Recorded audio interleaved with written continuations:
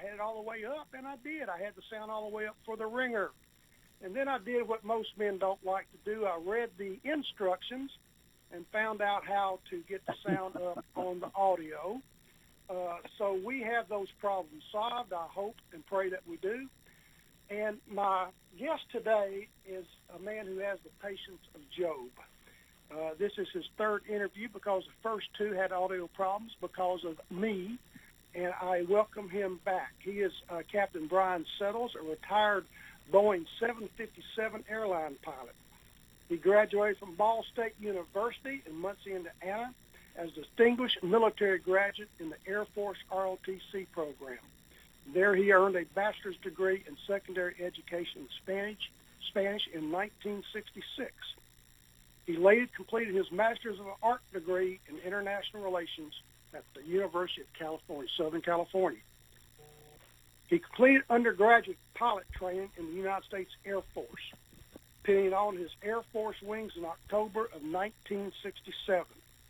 He volunteered to fly the F-4 Phantom jet fighter and survived 199 aerial combat missions in Vietnam. He spent 30 years as an airline pilot, retiring in 2004 with 20,000 jet flight hours under his belt. He is a member of the Atlanta chapter of the Tuskegee Airmen and is author of Smoke for Breakfast, a Vietnam combat pilot story. And also he has a new book out, which he'll talk about shortly. He is the next generation of red-tailed fighter pilots, as he says, full of guts and glory and the stuff that combat pilots are made of. Captain Brian Settles, welcome back to the program, sir. Good morning, Pete. Thank you so much for being diligent enough to make sure this interview happened. I'm proud to be here and looking forward to it. It's a gorgeous sunny day here in Atlanta, Georgia. Well, it's a gorgeous sunny day down here in Florida, too, but I bet you we're a little bit warmer than you guys are. Correct. All right, Brian, you had a very, very unusual childhood, extraordinary childhood. Tell our listeners a little bit about your background, your childhood. Go ahead.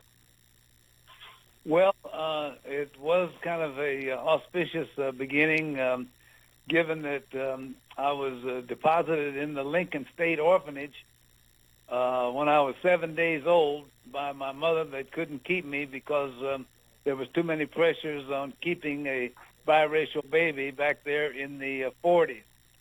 So I spent the first 3 years of my life in the Lincoln State Orphanage, and it took me years and years to realize what a blessing it was for my mother and adopted father back in Indiana to be informed by the welfare department that there was a biracial baby in the Lincoln State Orphanage for them to come out and take a look at and adopt. So being that they couldn't have children, they got on the train in Muncie and came to Chicago and on out to Lincoln, Nebraska, where they saw me and signed the paperwork, fell in love with me, and took me back to Muncie, Indiana, where the drama began. Because being a biracial baby with light skin and Caucasian features, even though I did have curly hair, I grew up in an all-black neighborhood, which was characteristic of so many cities across America during the mid-40s. So growing up in an all-black neighborhood presented its own set of challenges. And, of course, trying to fit in and belong was one of those challenges. I always tell audiences that there was two groups of children waiting outside the house for me to come out. And one group admired me and envied me and wanted to be like me. The other group wanted to kick my booty. And interestingly enough, it was the tough ones that didn't want to accept me because of my light skin and curly hair that really gave me my strength and my spirit for perseverance. And that really led me to excel in basketball and football, because I knew that if I was good enough to be on the varsity when I got to high school, that I would be envied rather than despised. So that was my beginnings in Muncie there. I say one of the blessings that I had being adopted by the mother that adopted me. Unfortunately, my father bailed out after 8 years of marriage. I mean, I was 8 years old, and he left home. And my mother raised me and my sister, who was also adopted out of the same orphanage a few years after me. But the thing is that my mother was college educated, and she could not get a teaching job in the Muncie school system because they didn't want to hire black teachers in the Muncie public schools. So she ended up, since she had a master's degree, ended up being hired as a librarian at the Muncie Public Library. And that's one of the great blessings that I had, being adopted and taken out of the orphanage, but then being adopted by a woman who was very inspired with education and books. And so that gave me additional incentive to excel in academics, and then also to bolster my potential for an athletic scholarship. I know she was a librarian, and that bred the love of books in you to where later in life you have already published 2 books. I can imagine it was a wonderful experience having a mother be a librarian. Well, I was, and the thing is that being that I was adopted and she knew some of my struggles, she was so proud. You know, she was so proud of my athletic accomplishments, and knew that, I mean, we all knew that I was going to get a scholarship to either play football or basketball in college. But as I tell audiences all the time, our dreams don't always come true. And I had the misfortune to tear my medial collateral ligament playing basketball on the varsity twice in my junior year, 8 weeks apart, which knocked me out of the tournament for my junior year.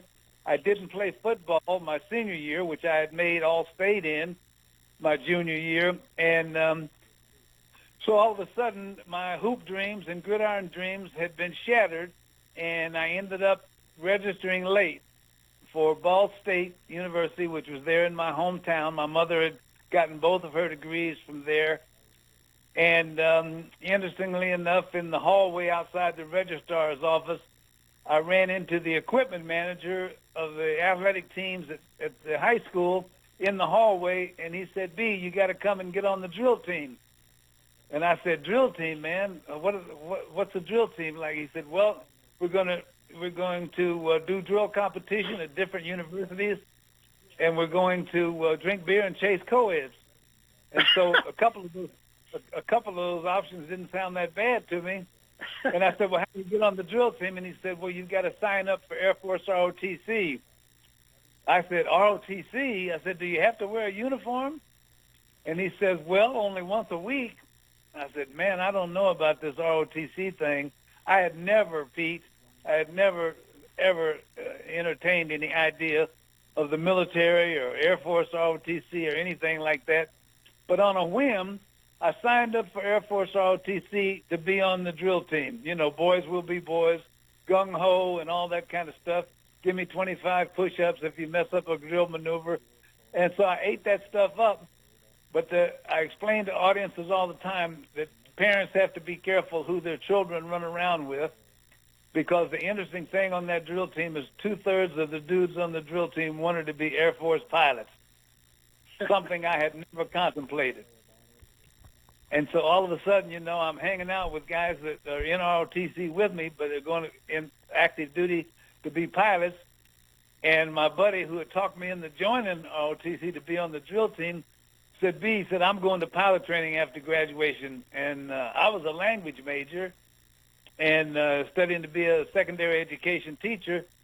And he said, "Well, when you go in the Air Force," he said, "if you're not on a pilot, you're on the second team. The pilots are on the first team, and you ought to fly if you can." So just like that, I chose to fly airplanes to look good and to be on the first team. And let me ask you something. Brian, let me ask you something about that. Did you ever fly before you went into Air Force ROTC?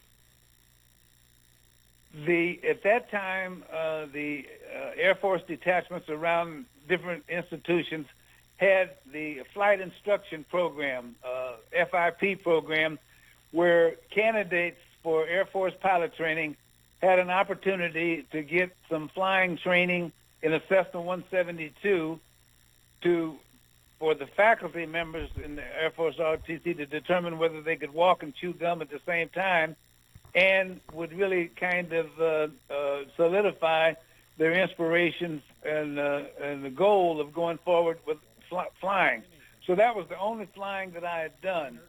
But interestingly enough, my junior year in ROTC, they send you to summer camp for a month.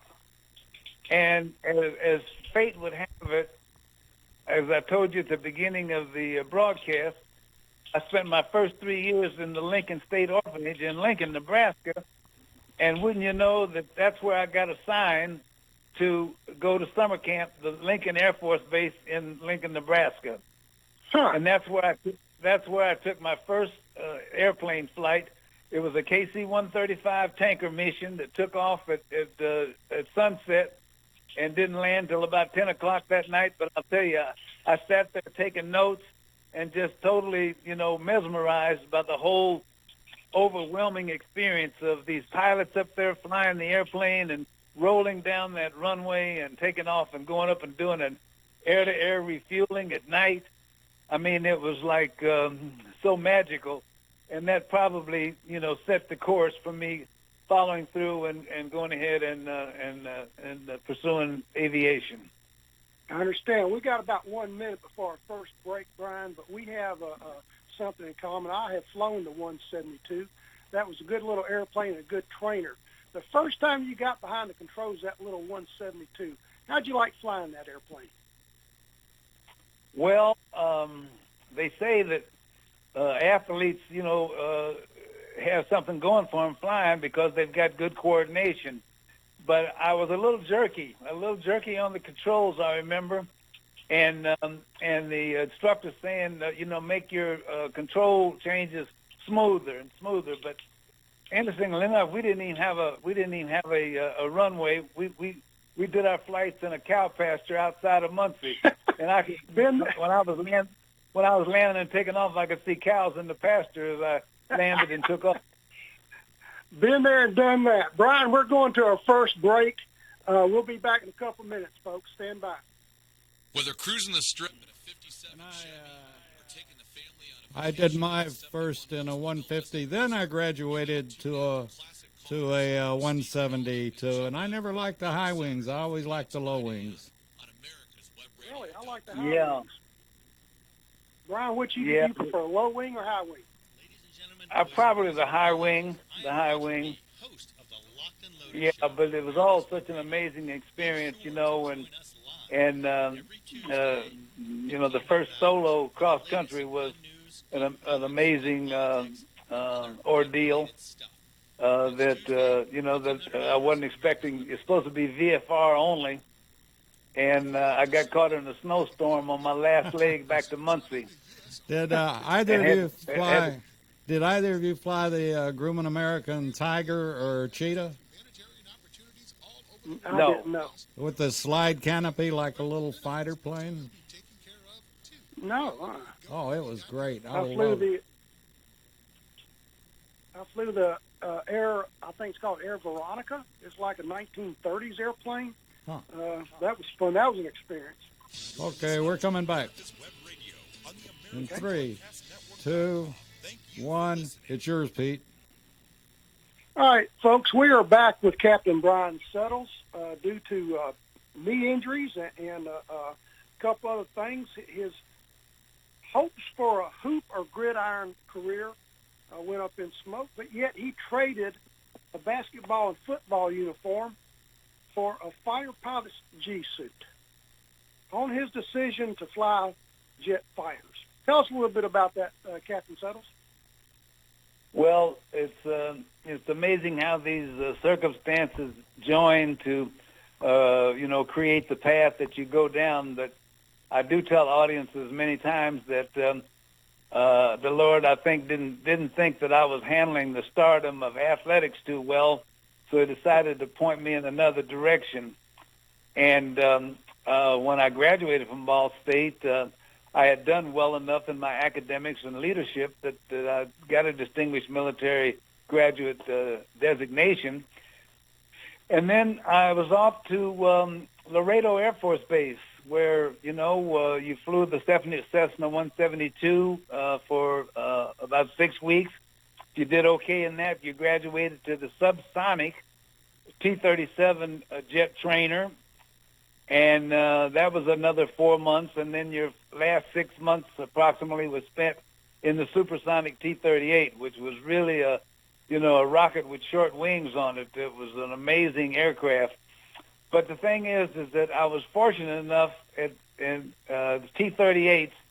There were only 2 black instructors on the base at Laredo, and my instructor, Dave Ramsey, was a West Point graduate who had transferred over to the Air Force because of the number of aircraft in the inventory that were available to fly. Well, he wasn't even available when they divided up the students with the instructor pilots, and they drew my name out of a hat for him.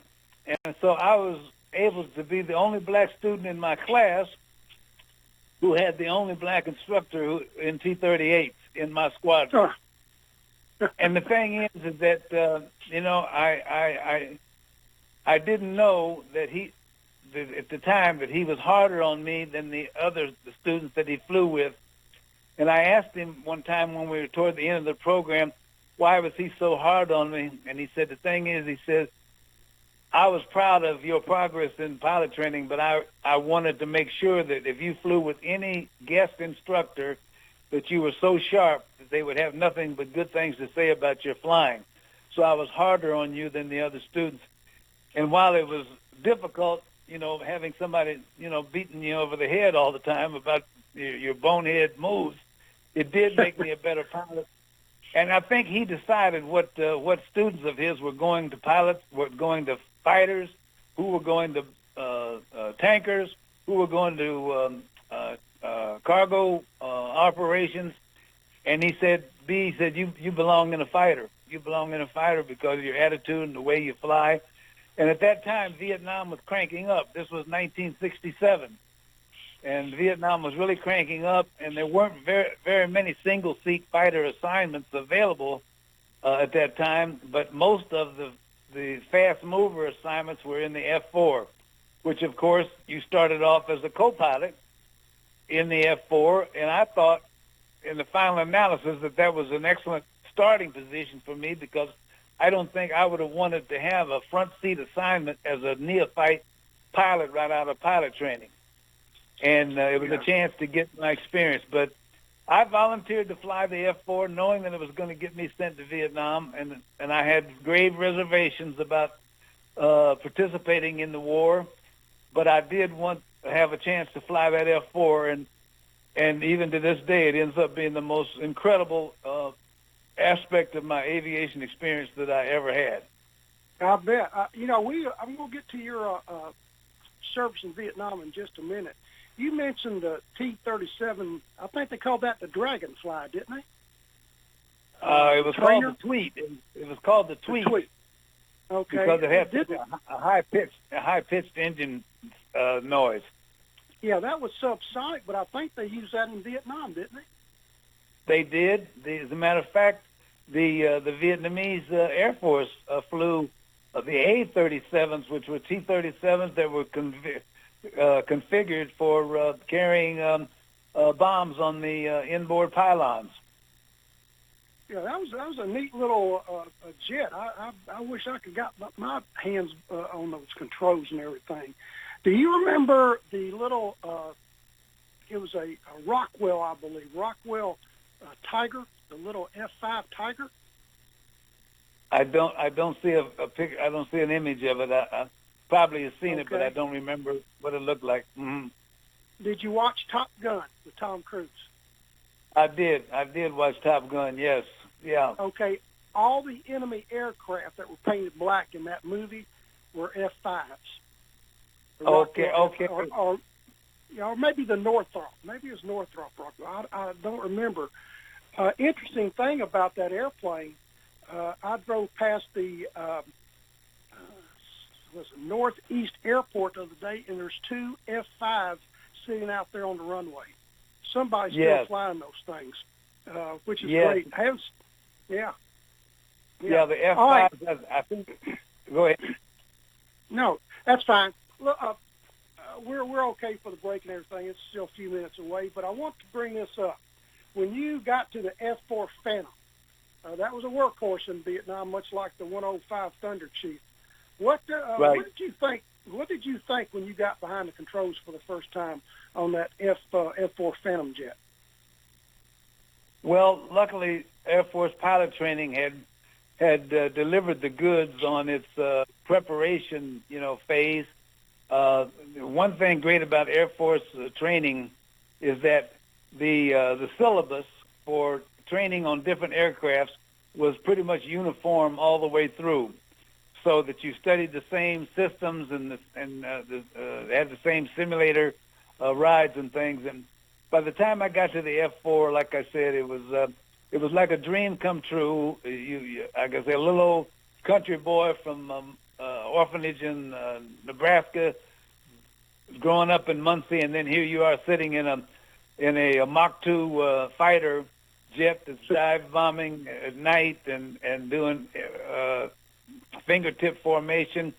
That was the most amazing thing about it. To once the front seaters knew who you were and knew your flying ability, to be able to get that F4 handed off to you by the front seater on the climb out from traffic, make the join up on lead, get into fingertip formation, which is 3-foot wingtip separation at 350, 400 knots, flying to the target area, and this is day or night, was absolutely a dream come true and hard to wrap your mind around that you were really doing what you did. And of course, the dive bombing at night in Laos and Vietnam, North Vietnam, was something out of this world. Yeah, I can imagine that. Also, the listeners may not be familiar with the F-4 Phantom jet fighter. You talked about the front seat and the back seat. Describe that a little bit about what did the front seat guy do and what did the back seat guy do?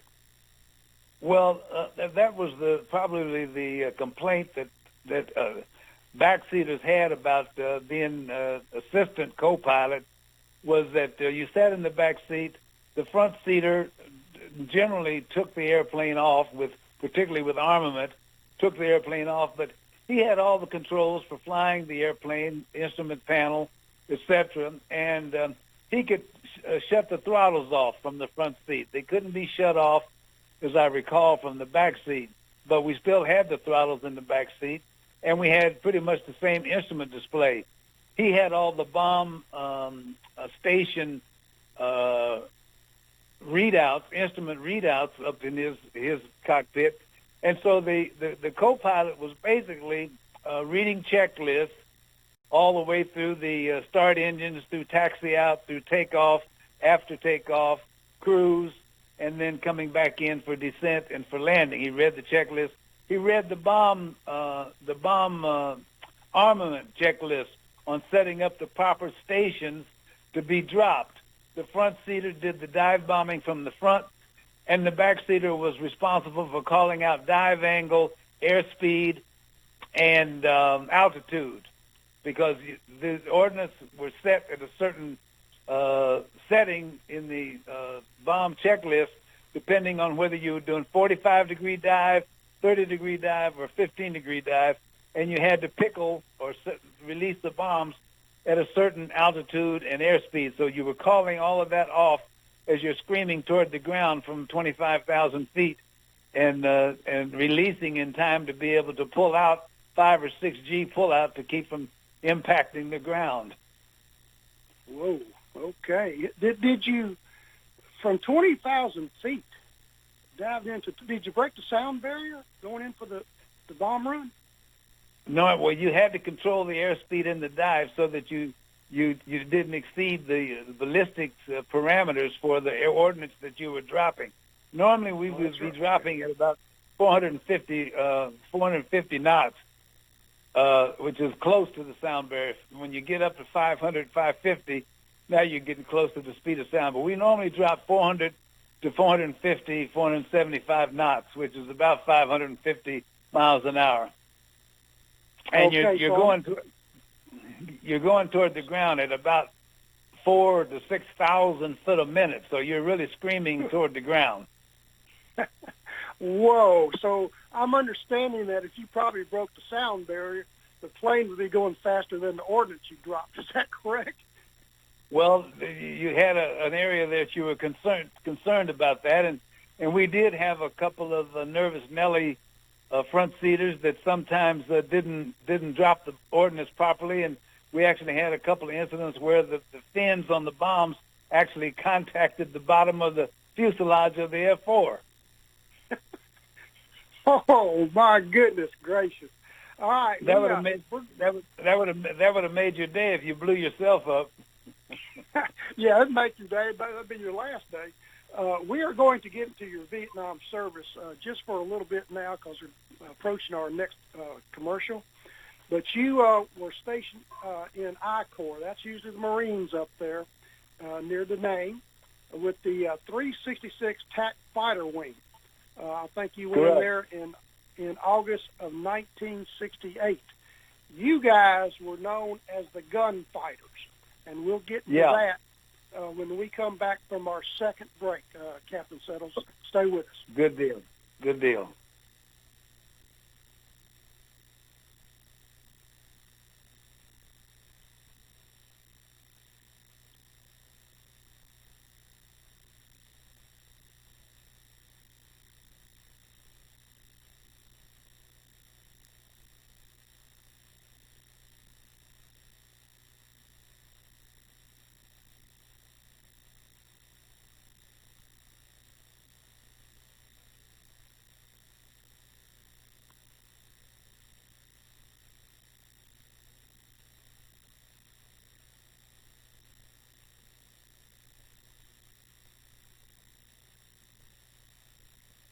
Still there? Oh, yeah. Okay. He'll come back on and do the 3-2-1 deal. Okay, sure.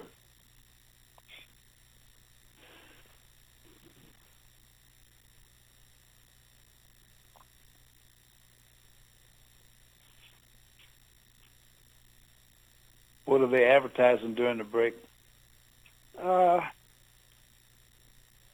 The Georgia Military Veterans Hall of Fame, which is a great organization. I've done 2 stories on the president down there and also the man who formed that brilliant group. There's also we do have sponsors, and they advertise their programs and things like that. We are quickly becoming what's known as the Veterans Radio Program. If you live to serve and want to make an even bigger difference, consider joining the U.S. Army with training. Absolutely. Now we got all these Iraq and Afghanistan veterans that are joining the ranks. Absolutely. So you'll be taken care of too. Learn more at GoArmy.com. Ladies and gentlemen, boys and girls of all ages, I am Roger B., host of the Locked and Loaded Show on America's Web Radio. Be sure to join us live every Tuesday at 1500 hours for the latest in gun news, gun products, gun politics, and other gun-related stuff. That's Tuesday, 1500 hours, America's Web Radio. Hello, I'm Dr. Mike Karuchak. Have you ever wondered what doctors talk about amongst themselves? If you do, join us on the Doctor's Lounge and hear the doctors' conversations amongst themselves. Join me and my co-host, Dr. Hal Schertz, every Thursday morning, 8 to 9 a.m. We're about to come back. Okay. In 3, 2, 1, and it's yours, Pete. All right, folks, we are back with Captain Brian Settles, F-4 fighter pilot, Vietnam. Brian, you get to Da Nang in August of 1968 with the gunfighters. Why were you guys called the gunfighters? Well, every unit, had a designation of that kind of captured what the essence of their mission was, and it was just because of the symbol that they used for the F-4s out of Da Nang. They had a big picture of a Su-16 gun pod shooting bullets, on this kind of a cartoonish-looking character with a Joker that looked like a phantom with a big black hat like Abraham Lincoln might have worn, and a big cape on his shoulders, standing beside this cannon, shooting these 20-millimeter shells. And so that kind of was, as far as I know, the beginning of the gunfighter designation. We had 3 F-4 squadrons at Da Nang that were under the umbrella of the 366 attack fighter wing, and my squadron was the Wild Boars, B-O-A-R-S, Wild Boars, the 390th attack fighter squadron. All As a matter of fact, on my first on my tour, Steve Ritchie, who ended up becoming an ace subsequently to 1968, he was a front seater in one of the sister squadrons, as was Lloyd Fig Newton, who became a 4-star general, one of the few 4-star African-American generals in the Air Force. He was there as a backseater in a sister squadron, too. Yeah. Did you do a lot of escort, the squadrons, did they do a lot of escort duty into North Vietnam? Well, in November of 68, I believe it was, in order to push along the Paris peace talks, President Johnson suspended bombing missions in North Vietnam, which then almost eliminated the air-to-air encounters with the MiG jets coming out of North Vietnam. And the only missions that we flew to North Vietnam were our F-4, reconnaissance F-4s out of Cam Ranh Bay that would fly up, and we would escort them up to North Vietnam for their camera missions. And we had a assignment that if they got fired upon, we were free to return fire. But otherwise, then most of our bombing and interdiction and combat sorties were flown in southern Vietnam and in Laos, which of course we weren't there. Yes, I'm very aware of that. We were not there in Laos, and that's what I did. I remember asking you during our interview if you were called a special mission, and you said piloting the F-4 was a special mission. Tell us about sitting on duty with your Phantom cocked and ready to go at a moment's notice. Yeah, well, as I had mentioned,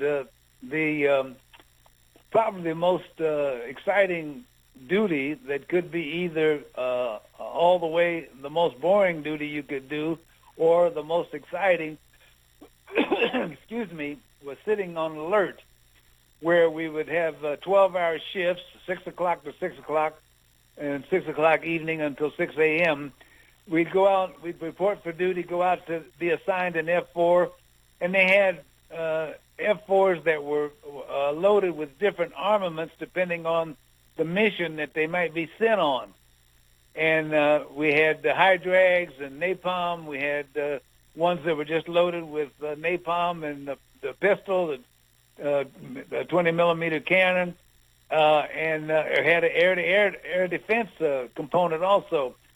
But we cock the airplanes, get them ready to go, tune and peak up the inertial navigation system, and then shut it down and go in the alert facility and occupy ourselves with writing letters home, reading books, watching sea movies and that kind of thing, waiting for the phone to ring. And I'll tell you that when that phone rang, it was the most frightening thing in the world. It was like somebody threw a rattlesnake in the middle of the room, because that phone would go off, and everybody would jump up and almost hit their head on the ceiling, trying to get to that phone to shut it off to see who was being scrambled. And it would be the command post saying, scramble 3 and 4, scramble 7 and 8. And you wouldn't even know where you were going. You'd run out of the alert facility. The crew chief would be cranking up the Palouse unit to provide the air for the pneumatic start for the engines. And you'd be getting strapped in your seat, getting the inertial navigation system going, and we would be out taking off on the runway within 7 minutes of that phone ringing. Wow. And we would find out what the mission was once we got airborne. And I tell you, the most high pucker factor missions that we flew on alert was if there was a downed crew member someplace in Laos or North Vietnam, and we had to participate in a SAR, search and rescue effort. And that was the one time that all the operational procedures were suspended to do anything necessary to be able to rescue a downed crew member. And that was when we were allowed to get down in the weeds and drop our ordnance for flak and anti-aircraft suppression so that the Jolly Greens could get in to rescue the downed crew members. We lost a lot of airplanes on those rescue missions, and that's why it was such a stressful and frightening aspect of the duty. You know, basically, on a search and rescue mission, maybe the rules of engagement were avoided. Is that a good word for it?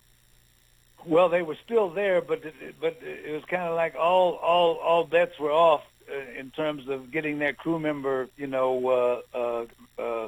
rescued and brought back to base safely.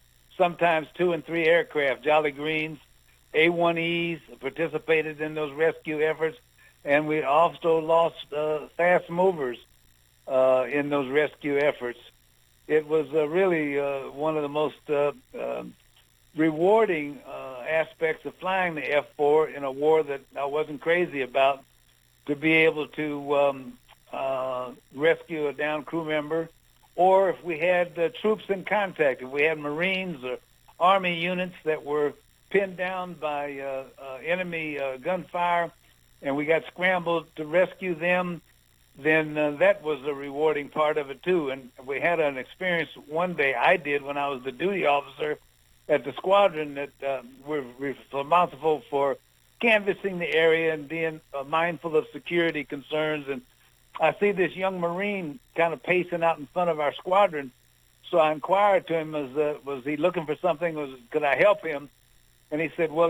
He said, I just got back from the bush. I was down in, someplace in combat a few days earlier. And he said, I asked somebody who it was that had saved our lives down there with their napalm and high drags. And they said it was the F-4s from the 366 attack fighter wing. So I just wanted to come down and thank somebody for saving our lives. And I said, oh, well, that's great, man. I said, well, I fly the F-4. And so I said, if you got a minute, I'll take you out to the flight line. And so I took this young lad. I mean, I was 25 myself. And I took this young lad that probably was 19 or maybe 20 out to the flight line. And I got one of the crew chiefs to put a ladder up to the F-4 and let him climb up that ladder and look in that cockpit and see what that F-4 looked like. And I'm telling you, you would have thought that guy had just gotten a half a dozen Christmas presents on Christmas morning with the smile on his face looking in that cockpit. And that's something I never forgot, of that young Marine that might not have gone home if it hadn't been for our mission of being scrambled and rescuing troops in contact. It was a team effort over there. Everybody had to do their job. And Captain Settles, I have interviewed Marines that were in I Corps. And when the fast movers came in, or the Sandys, the A-1E prop-driven Sky Raiders, Jolly Greens, the Cobra gunships, it didn't matter what came in there. B-52s, for instance, they would drop their ordnance so close to the Marines that the Marines would bleed from their ears and their nose and sometimes their eyes, yet they would still just jump up and down for joy asking them to get the bombs closer. Yeah. You guys, the aviation guys, you sometimes fought a very impersonal war because you were up in the air, but I tell you what, buddy, it got personal when you went back to base and you saw some empty bunks, right? Yes, yeah. Well, that was the horror, of surviving the war.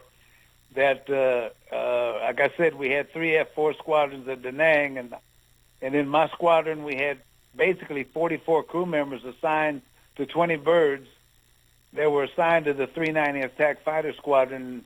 In the year that I was there, Pete, of the 44, at one point or another during my tour, 23 got shot down. 23 crew members got shot down, and they recovered 6 that on a rescue mission, but 17 never came home. And those were guys that might have been in the room next to yours, or it might have been somebody that you sat next to at the club, the night before. And I was in a position of, because of my writing abilities, the squadron commander had me composing letters home of condolence to widows. Oh. And I'm telling you, that was a wrenching experience of composing a letter that offered any minimum of consolation to a young bride that had just lost her, her newlywed husband, and it was one of those things that produced, I think, my survivor's guilt after I left. That because there were really a lot of good guys, probably pilots that were stronger than me, and smart and leaders and who didn't make it home, and so a lot of us experienced survivor's guilt that that we made it out, but so many of our buddies didn't make it out. Yeah, that's that why me syndrome. I think we've all gone through that. I was over there 30 months, Brian. I always said that too, but you just, that's in the hands of God, I guess. You just never know. I have a lot of the names on that black wall. I knew them. I knew the guys. I know what they did and what they went through, and they didn't come home when you and I did. So every day is gravy, Captain. Every day is gravy. Well, that's why I rationalize it, is that God had something else He intended for me to do. Not that He didn't have plans for the people that didn't make it, but I felt it was my duty to return home and to be the best representative of my race that I could be the best representative of aviation, and I've loved giving talks to the public about my books and about my experience, surviving the war. And mentoring young people has been a big thing, because the mentors that I had growing up in Muncie, who were successful athletes, who encouraged me to stay in the books and to be the best athlete that I could be, given that I didn't have a father from the time I was 8 years old, they made a big difference. And so I know that there's lots of young boys out there that don't have a male presence in the home that I speak to and try to encourage and inspire to not use their the things that are missing in their life as an excuse not to be the best they can be. Yes, sir. I have heard you speak, Brian. You give an excellent presentation. We are going to our last break, and we will be back in just a couple minutes. Stand by. If you live to serve and want to make an even bigger difference, consider joining the U.S. Army. With training in fields like medical care, linguistics, and engineering, an Army career can amplify your efforts with humanitarian opportunities all over the world. Plus, you'll receive competitive pay and incredible benefits, so you'll be taken care of, too. Learn more at GoArmy.com. Hello, I'm Dr. Mike Karuchak. Have you ever wondered what doctors talk about amongst themselves? If you do, join us on the Doctor's Lounge and hear the doctors' conversations amongst themselves. Join me and my co-host, Dr. Hal Schertz, every Thursday morning, 8 to 9 a.m. Ladies and gentlemen, boys and girls of all ages, I am Roger B., host of the Locked and Loaded Show on America's Web Radio. Be sure to join us live every Tuesday at 1500 hours for the latest in gun news, gun products, gun politics, and other gun-related stuff. That's Tuesday, 1,500 hours, America's Web Radio. You're listening to America's Web Radio on the Okay, coming back Mm-hmm. in 3, Here we go. 2, 1, and it's yours. All right, folks, we're back with Captain Brian Suttles, 199 combat missions in Vietnam as an F-4 fighter jet pilot. Brian, you want to tell us about that one mission that was special to you? Go ahead.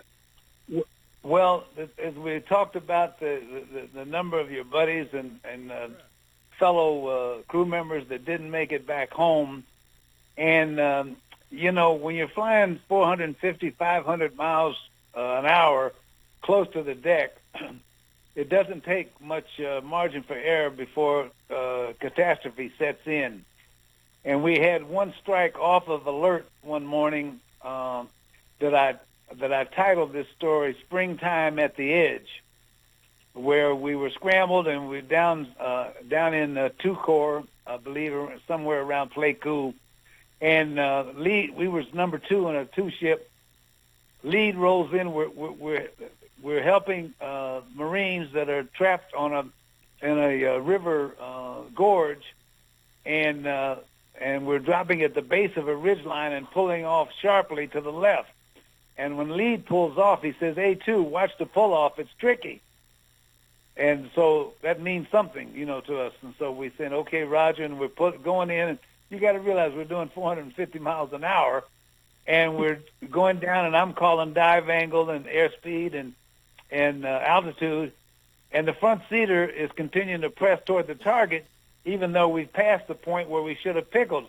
I said, "You should be pickling," and he said, "I'm pickling," and before he could get now out, I had grabbed the stick and began a 5G, 6G pullout. We were going into the base of this ridge, and we would have surely crashed. And when you take you take an airplane from a commander, you better be justified, because you're going to get holy hell if there's any question of whether you should have done it. And so, and I told the front seater, I said, "Jesus, man," you said, didn't you see that ridge line?" And he said, "B, I'm sorry, man. I had one eye on the target and one eye on the ridge." And I thought to myself, no, he had target fixation. We were going to put this airplane just a few yards beyond these bombs. And I saved the aircraft. He got grounded. Somebody found out about our mission. He got grounded for a few weeks. And I felt like, that I had dodged one there. But I can see that just like it was last week still, and that was over 50 years ago. Oh, I understand. I fully understand. I know after your combat missions in Vietnam, you flew the KC-135 tankers for a while. I want to get into your civilian employment. You went with Eastern Airlines for a while. Tell us a little bit about your experiences as a commercial airline pilot. Well, I wanted to go to Europe to fly the F-4 in the European squadron, where they would check co-pilots out in a local program without having to volunteer to go back to Vietnam. But the Air Force didn't like the fact that I had not volunteered for a second tour in order to guarantee me an upgrade slot, so they allocated me to KC-135s in Strategic Air Command. At least it wasn't B-52s. Yeah. So I said to myself, I wasn't planning on a career in the Air Force, but I said, if the Air Force wants to check me out in Boeing 707s, before I get out, then that's okay. Thinking in the back of my mind, that would give me high qualifications for an airline job. And so actually, I interviewed for and had been accepted to be a political science instructor at the Air Force Academy, because I had gotten my master's degree while I was flying tankers. And I was looking forward to that assignment, but it had I had concentrated in world communist movements and sub-Saharan African politics, which was going to make me an area expert in Africa. And I was concerned about some of the missions that we were involved in Africa, and I decided that I was going to turn down the Academy assignment, and I got out and went to work for Eastern Airlines, which was a great airline to fly for, and unfortunately, had financial challenges. I was with them for 19 months before I got furloughed for 2.5 years. I was hired as a counselor over at Rutgers University in New Brunswick, New Jersey. Did that for 2.5 years, got called back to Eastern, figured I was home free, and then by 1989, the labor issues on the property led the airline into a strike in March of '89, and by January of '91, they were completely out of business, which then led me to a survival mode. I was a single parent with 2 teenage sons when Eastern shut down, and in order to survive, until my next employment, I drove a cab in Atlanta for almost 2 years before I could get reemployed. Driving a cab in Atlanta? Yeah, driving a cab in Atlanta 300 miles a day, sometimes 6 and 7 days a week to keep the for sale sign out of the yard was almost as harrowing as surviving the combat missions in the F-4 in Vietnam. I think I could understand that. And then eventually, though, you did get another job as a commercial airline pilot, right? Yeah, I got hired by a charter company that a lot of ex-Eastern pilots were flying for, private jet expeditions. We were flying MD-82s, which is a really nice long airplane. I think it had 160 passenger configuration. I made captain on that airplane in 6 months because they were expanding so rapidly. This is after not flying for almost 2.5 years. Made captain in 6 months, and I flew captains for that company until they had financial difficulties and went out of business on April the 1st, appropriate day to go out of business, April the 1st of 95. And so now I'm back driving the cab full-time after flying captain on the MD-82 for 2 years. And then pretty quickly, ATA, American Transfer, headquartered up in Indianapolis, was expanding. So a lot of ex-private jet pilots went over to ATA and got jobs with them. And so that's where I finished up my career with ATA Airlines and got promoted to 757 captain my last 4 years on the property. You back then, though, a pilot had to retire at age 60. Is that correct?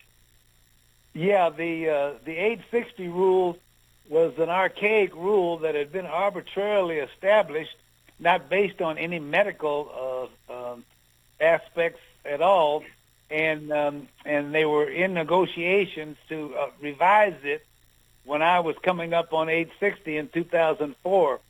And in 2006, 2 years after I retired, they did amend it to 65. So, captains can fly in the airlines now until 65. But it didn't happen in time to save me. And like I said, it was time to get out and to go on with my life. Like too many other pilots, I was in a not too healthy a marriage. And the only way I was going to escape that marriage was to retire. Okay. Did you? I tell the listeners what you have been doing since you retired. You have not rusted out. You're going to wear out, Captain Sellers. You are very active. Yeah. What are you doing these days? Well, as I said, a big part of my mentoring initiative has been to share my story about coming out of the Nebraska orphanage, at 3 years of age, the struggle for acceptance. I felt inferior throughout my younger years because I was adopted. I felt inferior because I was biracial. And so a lot of those things inspired me to be the best that I could be. And so I had an incredible aviation career, albeit with 3 different airlines. I flew over 10 different multi-engine jet aircraft in my career. And I knew that Vietnam experience was so unforgettable and so unbelievable, I had to write about it. And so I wrote about it from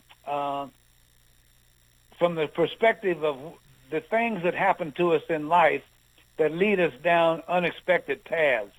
And I talk about how my neediness to be accepted, how my dream of being a college football or basketball player and then going into Air Force ROTC, how that led me into aviation and how it led me to Vietnam, a war that, as I said earlier, I didn't agree with, but I did throw the dice that I could get through it, flying a combat mission with the F-4. And I wrote the book Smoke for Breakfast, a Vietnam combat pilot story about my road to the F-4 and all of my childhood experiences that led up to that, and the most memorable missions that I flew. And then, as I said before, losing my job with Eastern when they had the bankruptcy and shut down led me to drive the cab. And that was an incredible experience, driving 300 miles a day in Atlanta traffic with two teenagers. One of them was in college. The other one was at home, latchkey kid with no mom there, and I'm praying that both of them stayed alive. And both of them had guns pulled on them at least twice while they were out there, going about their business in Atlanta while I was driving the cab, trying to survive until the next airline job. And I had to write about that. So I wrote about the challenge of keeping two young African-American sons alive on the streets of Atlanta, and the challenge of getting back in the cockpit, which wasn't a cakewalk. You had to prepare, and they didn't treat you like, you had all this experience as a pilot. They treated you like you were a brand new hire, and you had to come in and jump through the same hoops that the new hire candidates, were jumping through. And I learned some painful lessons about having to jump through the hoops that these corporations put out there for you. So that and the mentoring has been the magic of my life, of telling my story and inspiring other people. I've inspired a number of youth to want to go into aviation, but I want them to know that you got to be committed. You got to be. I use the term unstoppable, not letting any of your challenges in life get in the way of your success. All right, let's wrapping this up, Brian. What is the title of your second book, and how can our listeners get a copy? Okay, both books are available on my website, which is www.briansettles.com, brianhsettles.com, brianhsettles.com, and the last book is Shattered Dream, a single-parent airline pilot story. And that's about the challenge of raising two sons as a single parent, being an airline pilot, and then driving the cab and some of the experiences I had on the streets of Atlanta. Smoke for Breakfast, a combat pilot story, is also on the website under other books. And if visitors to the site just scroll down. How'd it go, Pete? Okay. Yeah, Brian, absolutely fantastic interview. Thank you so much. Always a pleasure talking to you. Folks, that's it for this week. Please join me next week on Wednesday. Have a good week and be safe out there. You're listening to America's Web Radio on the AmericasBroadcastNetwork.com. Thank you for listening. If you live to serve and want to make an even bigger difference, consider joining the U.S. Army. With training in fields like medical care, linguistics, and engineering, an Army career can amplify your efforts with humanitarian opportunities all over the world. Plus, you'll receive competitive pay and incredible benefits, so you'll be taken care of, too. Learn more at GoArmy.com. You're listening to America's Web Radio on the AmericasBroadcastNetwork.com. Thank you for listening. Some of the best antique car insurance you can get, such as agreed value insurance for your classic car. Again, when you get ready to insure your classic antique or even your street rod, call J.C. Taylor Insurance or visit jctaylor.com.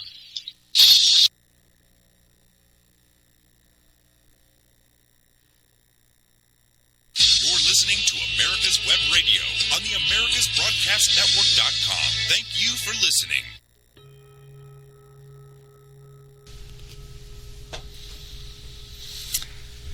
Good morning, everybody. My beloved David, Brad, and everybody else. And Professor Liu Feng, and good morning. So what do we do is today, and I'm going to continue to chat with Professor Liu Feng, and we move forward to